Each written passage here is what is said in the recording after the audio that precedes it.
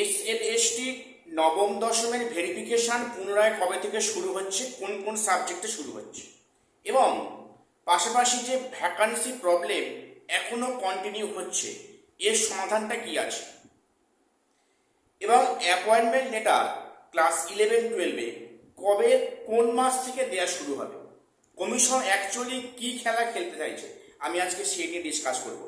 কাজে ভিডিওটা স্কিপ করো না, চ্যানেলটা সাবস্ক্রাইব করে দিও এসএসসি, পিএসসি এবং SSC group C, group D গুরুত্বপূর্ণ আপডেট সবার আগে পাওয়ার জন্য।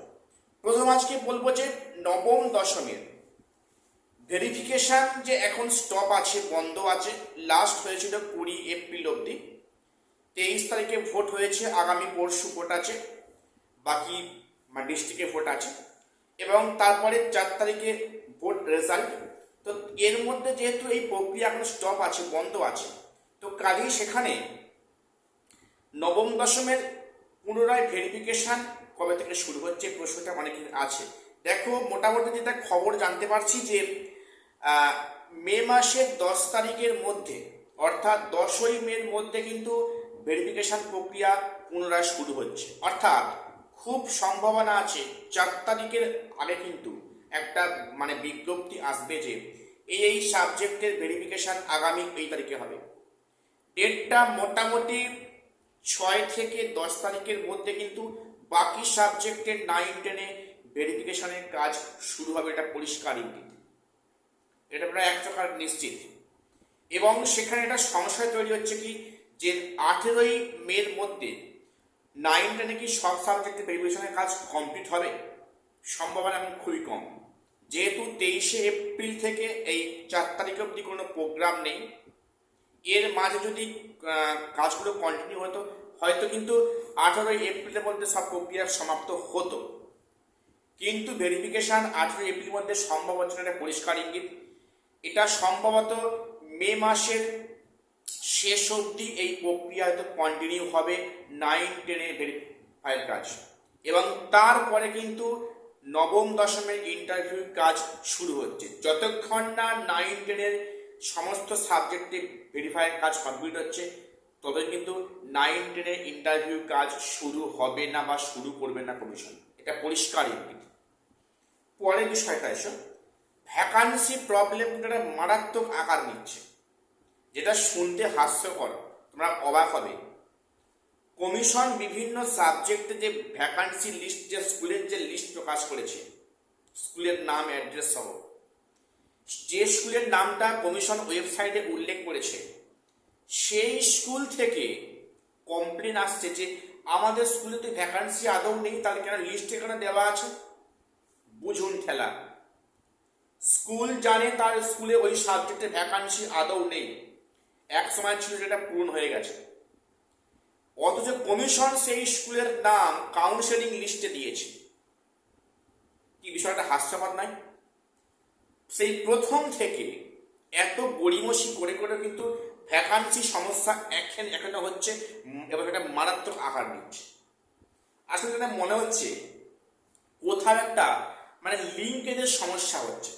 লিঙ্কের একটা সমস্যা হচ্ছে স্কুল শিক্ষা দপ্তরের সঙ্গে ডিআই অফিস, বা ডিআইদের সঙ্গে স্কুলের যে ডাইরেক্ট লিঙ্ক থাকে, সেই লিঙ্কটা না হলে শিক্ষা দপ্তরের সঙ্গে এসএসসি। সেই কবে থেকে এই ভ্যাকান্সি লিস্ট আপডেট হচ্ছে, কারেকশান হচ্ছে, যেই করে করে কাউন্সেলিং প্রক্রিয়াটা একটা বিলম্ব হলো, তাহলে সব কি এগুলো নাটকবাড়ি ছিল? এতদিন পরে কিন্তু কারেকশান হয়নি কেন? সেখানে কি স্কুল ধরে, সেখানে ডিআই থেকে ফোন করে স্কুলে জানতে পারে না যে এই স্কুলের আদৌ ভ্যাকান্সি আছে কিনা? এটা করতে কত সময় লাগবে? যে স্কুলে সন্দেহ হচ্ছে সেই স্কুলে ফোন করে দেখলে তো ঝামেলা ফুরিয়ে যায় ডিআই অফিস মারফত। তাহলে এত কেন বিষয়টা হচ্ছে? সেখানে এখনো ভ্যাকান্সি প্রবলেম হয়ে যাচ্ছে। স্কুলের নাম আছে, সেই স্কুলের এইচএম বলছে যে এই তো হাস্যকর, আমার স্কুলে আদৌ ভ্যাকান্সি নেই। এই হচ্ছে সত্যি খুব খারাপ পরিস্থিতি, এবং খুবই অপমানজনক পরিস্থিতি। জানি না সমাধান কোথায় আছে। হ্যাঁ, সমাধান আছে অবশ্যই। তোমরা যাদের যেদিনে কাউন্সেলিং আছে তার 1-2 দিন আগে তোমরা স্কুলটা ঘুরে দেখে আসো যে ওই স্কুলে আদৌ ভ্যাকান্সি আছে কিনা। দেখো, তোমার যেমন সিএমএল লিস্টে র্যাঙ্ক আছে, তুমি সেই অনুযায়ী স্কুল চুজ করো, তুমি সেই স্কুলে যাও, গিয়ে ঘুরে আসো, দেখে আসো যে স্কুলে আদৌ ভ্যাকান্সি আছে কিনা। সেই মতো কিন্তু মনে হয় তোমাদের সেফটি হবে, এটা স্টুডেন্টদের কাছে সেফটি হবে এটা করা। পরে বিষয়টা আসি, একাদশ দ্বাদশের অ্যাপয়েন্টমেন্ট লেটার কবে থেকে দেওয়া হবে? এ ভারী কঠিন প্রশ্ন ভাই, বলতেও হাস্যকর, শুনতেও লজ্জাস্কর। কেন বললাম? একবার কমিশন যেহেতু 31শে আগস্টের মধ্যে ডেট নিয়েছে, তাহলে তার আগে কেন আমি 11-12 জয়েনিং করাবো? একটা বড় প্রশ্ন এখানে যেটা হচ্ছে। আচ্ছা, পিভিআর মেডিকেল তো জয়েনিং এর পরেও করাতে পারতো না, যেটা 2016 হয়েছিল। তো সেখানে এত স্বচ্ছতা, ট্রান্সপারেন্সি বজায় রাখতে, সেখানে ভেবে দেখো, সেখানে পিভিআর মেডিকেল ট্রাই করতে হচ্ছে। পিভিআর মেডিকেল করতে গিয়ে সেখানে সময় খেয়ে যাচ্ছে। এখন ভোটের সময় সব জায়গাতে এমসিসি লাগু আছে, এখন পুলিশ ভেরিফিকেশনের কাজ হবে না, হচ্ছে না।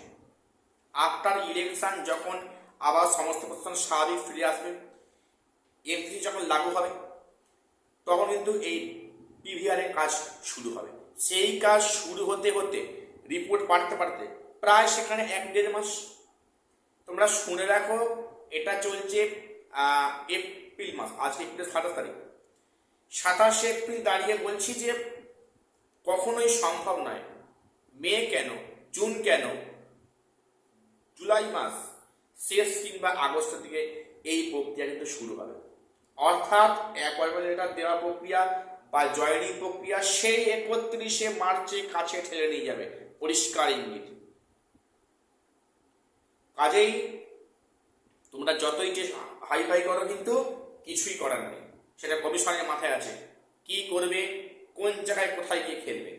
কাজেই তোমরা কিন্তু এটা মাথায় ঢুকিয়ে নাও। মোটামুটি 11-12 জয়েনিং প্রক্রিয়াটা সেই আগস্ট মাস নাগাদই হচ্ছে। আর 9-10 জয়েনিং প্রক্রিয়া 31শে আগস্টের আগে, এটা দুঃসহ আমি মনে করি। আই থিঙ্ক ডেট হয়তো এক্সটেন্ড হবে। ডেট এক্সটেন্ড হওয়ার পর কিন্তু হয়তো সেখানে একটা জিনিস আপডেট হয়তো আসবে, তারপরে হয়তো সেখানে 9-10 জয়েনিং প্রক্রিয়া শুরু হবে। মোটামুটি 31শে আগস্টের মধ্যে নয়। কাজেই এটুকুই আপডেট দেওয়ার ছিল।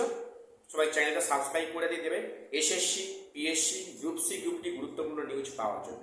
আর ভিডিওটাকে শেয়ার করো, এই আপডেটটা সবারই জানা দরকার।